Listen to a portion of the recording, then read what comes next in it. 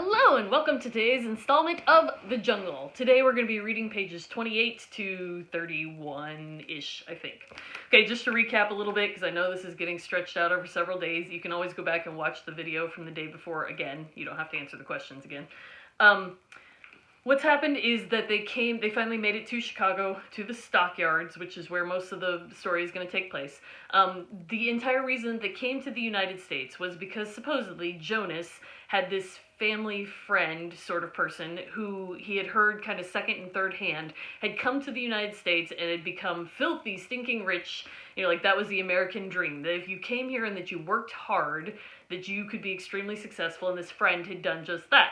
So they show up in Chicago with no idea what they're going to do or where they're going to go. They only know the word Chicago, and then they have to learn the word stockyards, which is where a lot of immigrants were working in Chicago at the time. It just so happens that they get off the trolley car. We're not talking about automobile cars, but trolley cars. They get off the trolley car, and pretty much they're right there in front of the store that is owned by this mythical family friend who they barely even, had any contact with or knew. This is the only happy thing that happens in the book. The only piece of good luck. So savor it now, because from there on out, everybody dies. Okay. Thank you. So, the owner, the family that owns the delicatessen are the Seveliuses. I'm probably slaughtering that. I apologize, but that's what I'm going to call them. And they can then help them, because they've lived in the United States for a while, they can help them find somewhere to stay and figure out where to have jobs and kind of explain things to them. So this is a fantastic piece of luck, even if it is the only good piece of luck that they have in the book. Yet, when they saw the home of the widow Eucnian, they could not but recoil even so. In all their journey, they had seen nothing so bad as this. Pony Anil had a 4-room flat in one of that wilderness of 2-story frame tenements that lie back of the yards. Quit licking me. There were 4 such flats in each building, and each of the 4 was a boarding house for the occupancy of foreigners, Lithuanians, Poles, Slovaks, or Bohemians. Some of these places were kept by private persons, some were cooperative. There would be an average of half a dozen boarders to each room. Sometimes there were 13 or 14 to one room, 50 or 60 to a flat. Each one of the occupants furnished his own accommodations, that is, a mattress and some bedding. The mattresses would be spread upon the floor in rows, and there would be nothing else in the place except a stove. It was by no means unusual for 2 men to own the same mattress in common, one working by day and using the mattress at night, and the other working by night and using it in the daytime. Very frequently, a lodging house keeper would rent the same beds to double shifts of men. I just realized I totally read this in the last section, didn't I? It's only like half a page. You'll live.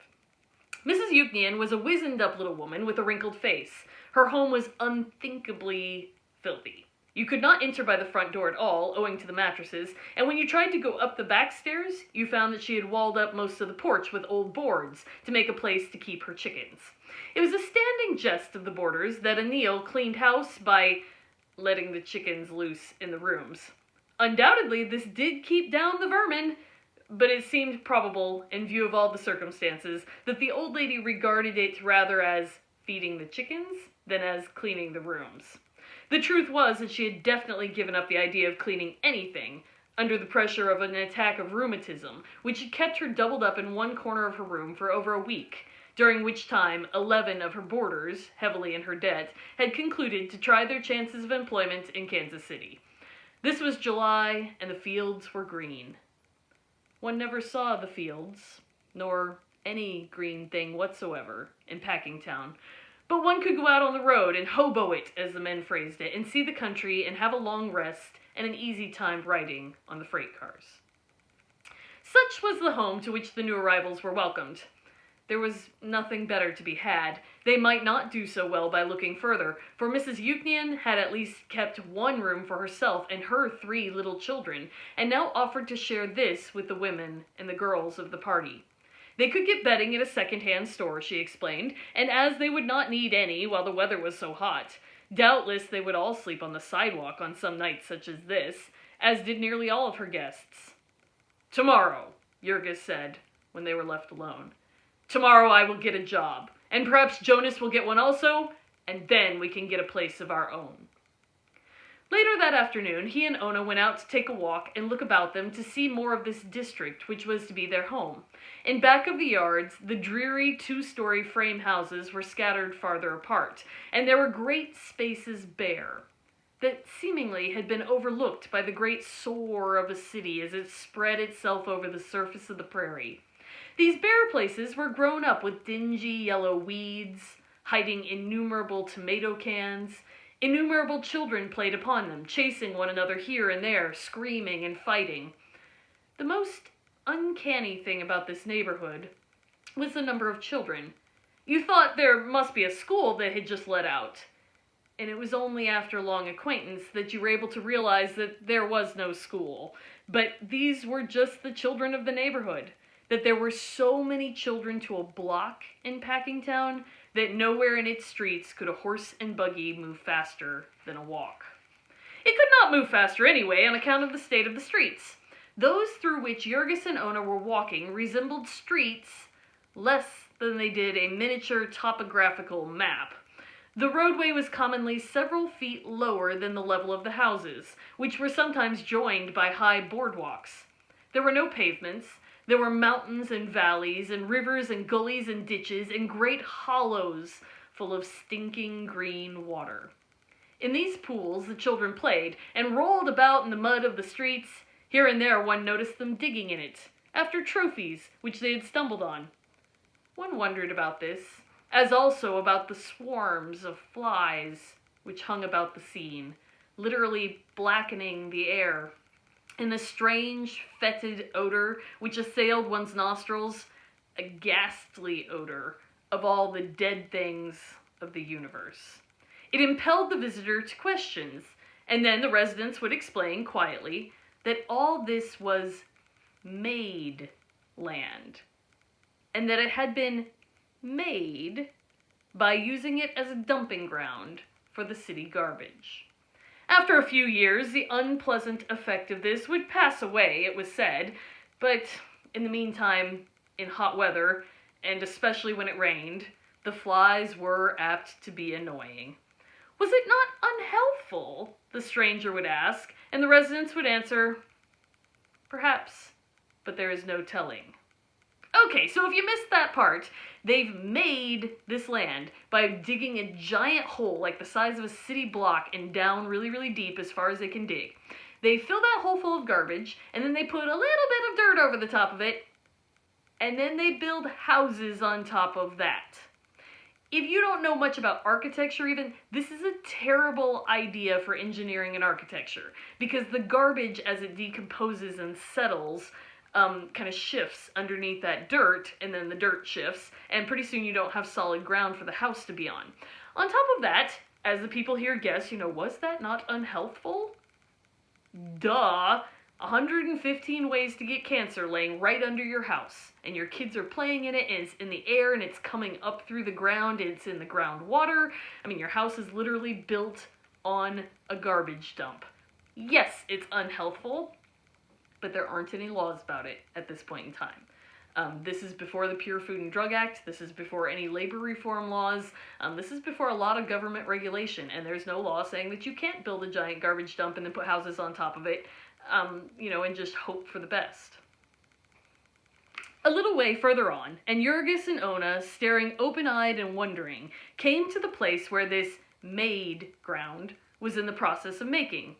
Here was a great hole, perhaps 2 city blocks square, with long files of garbage wagons creeping into it.